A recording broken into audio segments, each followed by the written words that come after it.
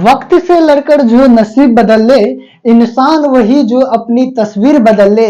कल क्या होगा कभी मत सोच दोस्त, कि कल क्या होगा कभी मत सोच दोस्त, कल क्या पता जिंदगी खुद तस्वीर बदल ले।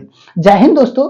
तो आज की इस वीडियो में फिर से एक बार हम लोग इतिहास की पन्नों पे जोर डालते हैं और आज की इस वीडियो में हम लोग जानेंगे विजयनगर साम्राज्य के बारे में।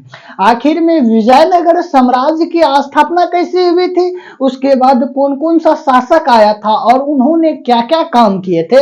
आज की जो पूरी वीडियो हम लोग जानकारी प्राप्त करेंगे वे होगा विजयनगर साम्राज्य के बारे में। उनसे पहले जो भी दोस्त हमारे चैनल पर न्यू आए हैं चैनल को सब्सक्राइब करते जाइएगा, ठीक है। तो चलिए हम वीडियो को बनाना स्टार्ट करते हैं और बताना प्रारंभ करते हैं विजयनगर साम्राज्य के बारे में।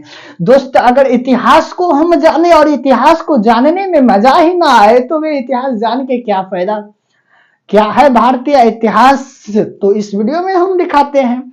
देखिए दोस्त, विजयनगर साम्राज्य की अगर हम लोग स्थापना की अगर बात करें तो हम इनसे पिछले वीडियो में लाए हुए थे। जो इसका जो स्थापना किया था वे था हरिहर और बुक्का नामक दो भाई था। उन्होंने ही विजयनगर साम्राज्य की स्थापना किया था, जो कि तुगलक वंश का शासक मोहम्मद बिन तुगलक के समय में हखमनी वंश और विजयनगर जो है अलग हुआ था। अब जो है विजयनगर जैसे ही अलग होता है तो मोहम्मद बिन तुगलक ने किसको पकड़ के ले गया था, तो हरिहर और बुक्का को पकड़ के ले गया था दिल्ली और कहता है जो तू हिंदू हो लेकिन तू मुस्लिम धर्म को अपना लो। हरिहर और बुक्का साला बहुत ही समझदार था, बोला ठीक है महाराज, आप जैसे ही बोलिएगा हम वैसे ही करेंगे। उन्होंने मुस्लिम धर्म को अपना लिया। अब कुछ दिन 10 दिन जब बीतता है तो कहता है महाराज विजयनगर से जितने हम वाकिफ है ना उतना तो कोई आज तक हो ही नहीं सकता है। विजयनगर के हर गली गली के बारे में हमको जानकारी प्राप्त है और विजयनगर के साइड में कौन कौन सा राजा है और कौन सा वंश चलता है उनकी हमें बहुत अच्छी तरह से जानकारी है। आप एक काम कीजिए, विजयनगर का सेनापति बना के हमको भेज दीजिए। हम जहां से जो है विजयनगर जाएंगे और विजयनगर के आसपास के क्षेत्र से युद्ध करके और दिल्ली सल्तनत को बहुत आगे तक लेके जाएंगे और तुगलक वंश की बहुत आगे तक प्रसार करेंगे। अरे साला मोहम्मद बिन तुगलक मूर्ख, पढ़ा लिखा तो बहुत था लेकिन मूर्ख शासक था। अब मूर्ख क्यों के दोस्त, अब 24 भाषा को जानता था लेकिन इसको मूर्ख इसलिए कहा जाता है, ढेर जो पढ़ लेता है किसी का बातें सुनने से इग्नोर कर देता है। उसी प्रकार से ये बात किसी का सुनवे नहीं करता था, जो मन में आया वही कर दिया। अब हरिहर बुक्का को जो है विजयनगर का सेनापति बना के भेजा। बोलता है क्या जो ठीक है भाई तू जाओ, और सेनापति बोला क्या जो महाराज सेनापति तो बना के हमको भेज दिया, अब क्या करे, जाके हम किसी दूसरे राजा हमको पिटवा के हम फिर से दिल्ली सल्तनत वापस आए। एक काम कीजिए, आप हमको कुछ सेना दे दीजिए, कुछ पैसा दीजिए, सेना को रहने खाने पीने के लिए सामान दीजिए, तब ना हम जाएंगे किसी दूसरे राज्य से लड़ने के लिए। बोला ठीक है भाई ले ले, तू पैसा भी ले ले, अपना सेना भी ले ले, जो होता है सो लेके जा, लेकिन तू जो है जाके राज्य का विस्तार करना। बोला ठीक है मालिक। अब जैसे ही हरिहर बुक्का गया कहां पर, विजयनगर आया, बोला भाड़ में जो साला मोहम्मद बिन तुगलक, अब तुमसे हमको क्या लेना देना, हम तो आ गए अपनी राज्य में और मेरे पास सेना भी है, पैसा भी है, धन दौलत सब चीज है। उन्होंने मुंह तोड़ जवाब दिया मोहम्मद बिन तुगलक को, कहता है आज से हम तुम्हारा सेनापति नहीं है। फिर से इन्होंने हिंदू धर्म अपनाता है और विजयनगर साम्राज्य की स्थापना करती है। कितना में, तो 1346 ईस्वी में, 1346 ईस्वी में विजयनगर साम्राज्य की स्थापना करती है और यहाँ पर जो है संगम वंश की स्थापना करती है। इनका पिता का नाम था संगम, ये अपने पिता के ही नाम पे संगम वंश की स्थापना करती है। क्षेत्र वही रहता है और शासक बदलते जाता है, वंश बदलते जाता है। अब जो है विजयनगर पे टोटल मिला के 4 वंश ने शासन किया था। लास्ट में जो वंश आया था उनको छत्रपति शिवाजी आता है और मार धार के बोलता है चल हट ससुरा, अब तुम्हारा खेल खत्म, आज से पूरा साम्राज्य मेरा होगा। छत्रपति शिवाजी आता है और इन विजयनगर को अपने साम्राज्य में मिला लेता है, ठीक है। अब संगम वंश के संस्थापक कौन था, तो वे हरिहर और बुक्का था। हरिहर बड़ा था, भाई में बड़ा था हरिहर, तो हरिहर बोला क्या जो हम भाई सबसे पहले राजा बनेंगे, तो हरिहर राजा बन गया। अब जैसे ही हरिहर राजा बना तो बोला ठीक है भाई तू ही राजा रहो। अब जो है दोस्त हम थोड़ा अब जो ये तो हम कहानी के तौर पे बताए, अब कुछ किताब को रीड करके बताते हैं जो क्या था। देखिए दोस्त, अब विजयनगर साम्राज्य की स्थापना 1336 ईस्वी में हुआ था। हरिहर एवं बुक्का नामक दो भाई ने किया था। ठीक है, इन दोनों ने मोहम्मद बिन तुगलक ने इस्लाम धर्म कबूल करवाया था और दक्षिण भारत को मिलाने के लिए भेजा, जहां इनकी मुलाकात उनके गुरु विद्यानंद से हुआ, जिन्होंने उनकी सुही करवाई अर्थात वापस हिंदू धर्म में लाया, और इनके गुरुजी उसको वापस हिंदू धर्म में लाया। उन्होंने दक्षिण भारत के क्षेत्र को जीतकर विजयनगर साम्राज्य की स्थापना किया और अपने पिता सेवक के नाम पर संगम वंश की स्थापना किया, और हम्पी, जिसको हम लोग अभी कर्नाटक के नाम से जानते हैं, उसको राजधानी बनाया। किसको? तो हम्पी को। हम्पी को विजयनगर की राजधानी बनाई। कौन? तो हरिहर और बुक्का। अब जो है संगम वंश यहां से स्टार्ट होता है, क्षेत्र वही रहेगा, बस शासक बदलेगा और वंश बदलेगा। दोस्त हम लोग अगर विजयनगर साम्राज्य की अगर एक शॉर्ट ट्रिक अगर बोले तो संगम सतवा के नाम से हम चारों वंश को नाम याद रख सकते हैं। संगम सतवा, संगम सतुआ। अब देखिए दोस्त कैसे, तो संगम से संगम वंश हो गया। ठीक है, अब स से जो है सालुबी वंश हो गया, अब तू से जो है तुगुल वंश हो गया, और आ से जो है आरवेडु वंश हो गया। ठीक है, संगम सतवा जो है एक तरह से हम लोग विजयनगर साम्राज्य की हम लोग चारों वंश के नाम याद रख सकते हैं। किससे? तो संगम सतवा से। ठीक है, अब जो है इस वंश का प्रथम शासक हरिहर प्रथम था। इनके दरबार में सायन नामक विद्वान रहते थे, जिन्होंने वेद का टिक्का टिप्पणी लिखा। अब जो है इसके दरबार में जो है सायन नामक एक कवि रहते थे। उन्होंने हर वक्त जो है वेद में क्या गलत है क्या नहीं गलत है, ससुरा इनको अपना राजपाट के बारे में लिखना चाहिए। जो हमारा महाराज जो है संगम वंश की स्थापना की, इन्होंने ससुरा कुछ लिखवे नहीं किया और वेद पे झूठों का टिक्का टिप्पणी करने पे लग गया। और जो वेद में जो खराबी होता था, यहाँ पर गड़बड़ है वहां पर गड़बड़ है, इन्होंने वेद पे टिक्का टिप्पणी करते करते इन्होंने जो है एक पुस्तक के निर्माण की, जिसको वेद टिक्का टिप्पणी पुस्तक की रचना कर दी। कौन? तो रसायन। और जो है इस प्रकार से हरिहर प्रथम की मृत्यु के बाद बुक्का आता है। हरिहर प्रथम के बाद जो आता है वे बुक्का आता है, और बुक्का प्रथम जो है उन्होंने अब राजगद्दी पे बैठा और बुक्का प्रथम शासक बना। उन्होंने वेद मार्ग प्रतिष्ठापक की उपाधि धारण किया। उन्होंने जो है वेद मार्ग प्रतिष्ठापन की उपाधि धारण की। कौन? तो बुक्का। अब बुक्का के समय में क्या करता? एक नदी थी जहां पर बहमनी वंश का शासक चलता था, बहमनी वंश का। अब मान के चलते हैं ये विजयनगर हुआ, इनके ऊपर में था बहमनी वंश। अब ये जो एरिया आता है ना दोस्त, ये एरिया पे एक नदी थी जिस नदी का नाम है तंगभद्रा नदी। तंगभद्रा नदी जो था यहाँ पर बहता था, जो कि यहाँ की भूमि जो थी बहुत उपजाऊ था। जैसे ही बहमनी वंश की स्थापना होती है, उसका जो शासक था मोहम्मद प्रथम, उन्होंने इन पे बुक्का प्रथम पे आक्रमण करता है और यहाँ की कुछ क्षेत्र पे वे कब्जा कर लेता है। तंगभद्रा नदी के कुछ क्षेत्र पे कौन कब्जा कर लेता है? तो मोहम्मद प्रथम। और मोहम्मद प्रथम कहाँ के शासक थे?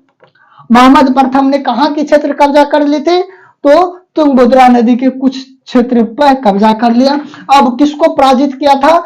मोहम्मद प्रथम। तो बुक्का प्रथम को पराजित किया था। ठीक है, अब हरिहर प्रथम के बाद उसका छोटा भाई बुक्का प्रथम शासक बना। अब इसने वेद प्रतिष्ठापक की उपाधि धारण किया। इसके समय में कृष्ण एवं तंगभद्रा नदी के बीच में रायचूर द्वाज पर अधिकार के लिए यानी बहमनी साम्राज्य से युद्ध प्रारंभ हो गया, और यह युद्ध 200 वर्षों तक चला। अंत जो है फलतः विजयनगर साम्राज्य को हो गई। इनके समक्ष बहमनी शासक मोहम्मद प्रथम ने आक्रमण किया।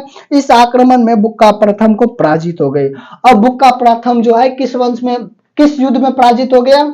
तो तुंगभद्रा नदी के जो तट पे युद्ध लड़ा गया था उनमें मोहम्मद प्रथम जो है बुक्का प्रथम को पराजित कर देता है। और पराजित करने के बाद अब उनका जो अगला, अब ऐसा बात नहीं है जो पराजित करके मारिए दिया। हाँ, आप लोग तो युद्ध सुनते होंगे तो युद्ध के नाम सुनते ही अरे यार वो राजा तो मार दिया होगा, पराजित किया, नहीं मारा नहीं था, बस वहां के कुछ क्षेत्र पे आके कब्जा कर लिया था। ठीक है, अब जो है, अब इनके बाद जो आता है देवराय प्रथम आता है। अब देवराय प्रथम जैसे ही आया तो देवराय प्रथम हाथियों का शिकार करता था तो इसको गजानन कहने लगा।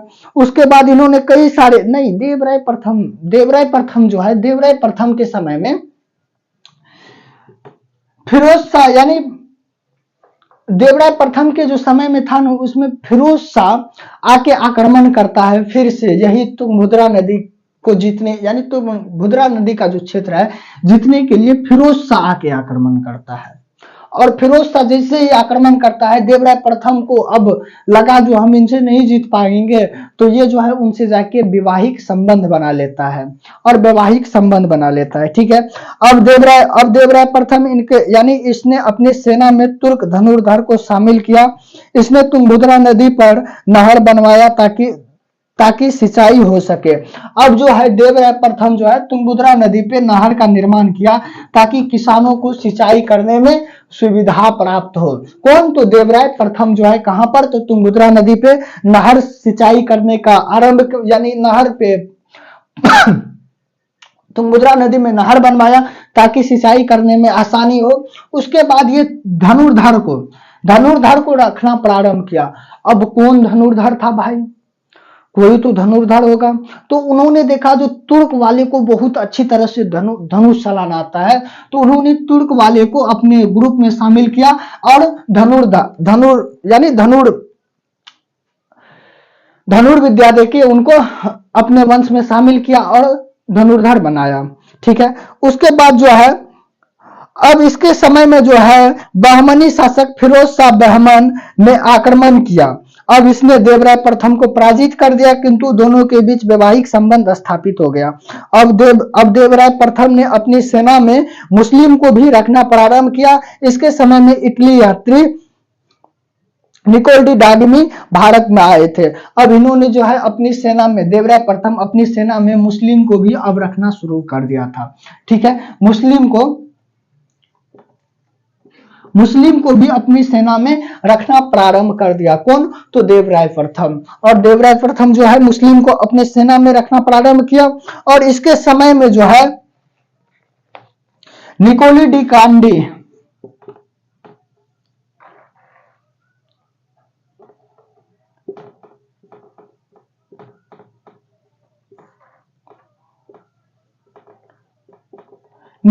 कांडी नामक एक इटली यात्री आया था। किनके दरबार में? तो देवराय प्रथम के दरबार में। अब देवराय प्रथम के बाद जो शासक बनता है वे देवराय द्वितीय बनता है। और देवराय द्वितीय जैसे ही शासक बनता है, उन्होंने हाथियों को शिकार करने में बहुत ही ज्यादा रुचि रखती थी। और देवराय प्रथम जो है अपने सिंहासन के साइड में एक साइड कुरान रखता था और एक साइड जो है गीता की पुस्तक रखती थी, ताकि न्याय करने में समान हो, ना तो कोई जाति ना तो कोई धर्म को लेके भेदभाव करे। लेकिन आज के भारत में कुछ हो ना हो, लेकिन जाति के लेके विवाद हुआ, कोई भी आंदोलन क्यों ना शुरू हो, जाति बीच में लाता है और वे आंदोलन, धर्म और जाति को लेके वे आंदोलन दबा दिया जाता है। आज यही भारत की स्थिति है। अब देवराय द्वितीय ने, इसके समय में संगम वंश का सर्वाधिक विकास हो गया। अब जो है देवराय प्रथम के समय में संगम वंश का बहुत अधिक विकास हो गया। ठीक है, अब इसके बाद जो है इसने श्रीलंका अभियान किया। इस प्रकार श्रीलंका अभियान करने वाला देवराय द्वितीय तीसरा शासक बना। अब जो है इन्होंने श्रीलंका पे आक्रमण किया, यानी श्रीलंका को जीतने का अभियान चलाया। और इस प्रकार से जो है ये तीसरा शासक बना श्रीलंका पे अभियान चलाने वाला।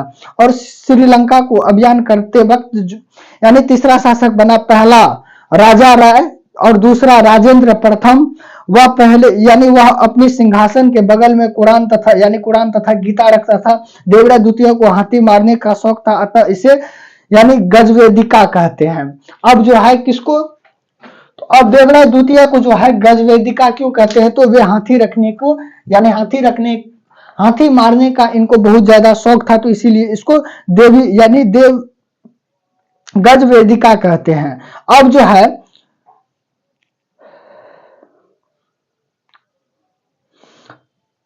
अब दोस्त देखिए श्रीलंका पे जो है कौन कौन सा, तो एक था राजा राज, और दूसरा था राजेंद्र प्रथम, और तीसरा बना देवराय।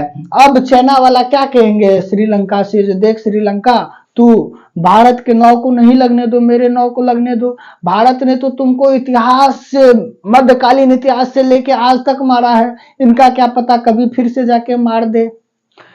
तो इस प्रकार से श्रीलंका को चाइना भड़काता है, बट श्रीलंका है जो थोड़ा सा सहन शक्ति रखती है और बोलता है कोई बात नहीं भाई, जो होगा देखा जाएगा। ठीक है, अब इस प्रकार से इनके दरबार में जो है अब्दुल रज्जाक आया था, और जिसका यात्री यानी वितरित मल्लात ए साहनी है, जो फारसी भाषा में लिखा गया था। इस पुस्तक से विजयनगर का प्रशासनिक जानकारी मिलती है। इसी में लिखा है कि विजयनगर साम्राज्य में 300 बंदरगाह थे। अब जो है इसके समय में कौन आया था, तो अब्दुल रज्जाक आया था, एक यात्री।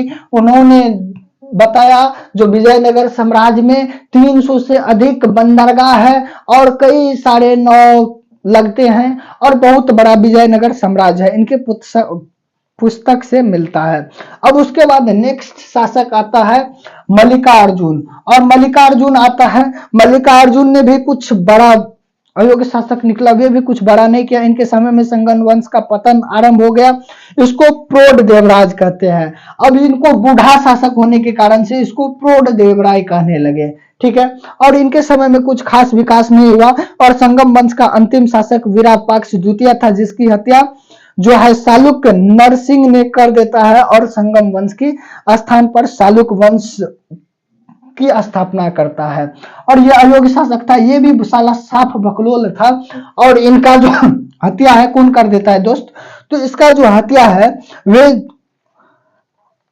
वे जो कर देता है चालुक्य नरसिंह कर देता है। कौन करता है, चालुक्य नरसिंह करता है, और इसके स्थान पे चालुक्य वंश की स्थापना करती है। किसके स्थान पे, तो संगम वंश पे चालुक्य वंश आता है, और चालुक्य जो है चालुक्य नरसिंह चालुक्य वंश की स्थापना करती है। उसके बाद जो है इस घटना की विजयनगर साम्राज्य का इतिहास का प्रथम बलहार की घटना कहते हैं, और इस घटना को विजयनगर की प्रथम बलहार की घटना कहते हैं। अब प्रथम बलहार की घटना क्यों कहेंगे, क्योंकि विजयनगर में सबसे पहले अगर कोई किसी का हत्या किया था तो वे था यानी चालुक्य नरसिंह था, और चालुक्य नरसिंह यानी विरूपाक्ष को मारा था, और विरापाक्ष को मार के संगम वंश की स्थापना किया था, इसीलिए यानी चालुक्य वंश की स्थापना किया था, इसीलिए इसको जो है प्रथम बलहार कहने लगा। अब जो है संगम सतवा के नाम से हम लोग ट्रिक जाने, जो क्या था संगम सतवा, और संगम सतवा के आधार पे जो है हम इस वंश को याद रख सकते हैं। ठीक है दोस्तों, आज के लिए बस इतना ही। अब जो है नेक्स्ट जो आएगा वे आएगा चालुक्य वंश, और चालुक्य वंश में दोस्त एक शासक का नाम है जिसका नाम है कृष्णदेव राय। और जो है कृष्णदेव राय जो है इतनी खतरनाक शासक थी जिसकी कल्पना जो है बाबर ने भी किया था। ठीक है, बाबर ने भी जब दक्षिण भारत पे जब आक्रमण किया था तो उन्होंने भी अपनी आत्मकथा में लिखी थी, जो कोई अगर प्रतापी शासक था, किसी से हम अगर डरते थे तो वे कृष्णदेव राय थे। कल की वीडियो में हम लोग जानेंगे जो कृष्णदेव राय प्रथम ने क्या क्या किया और कौन कौन से काम किए थे, कैसे कैसे अपने साम्राज्य को बढ़ावा दिया।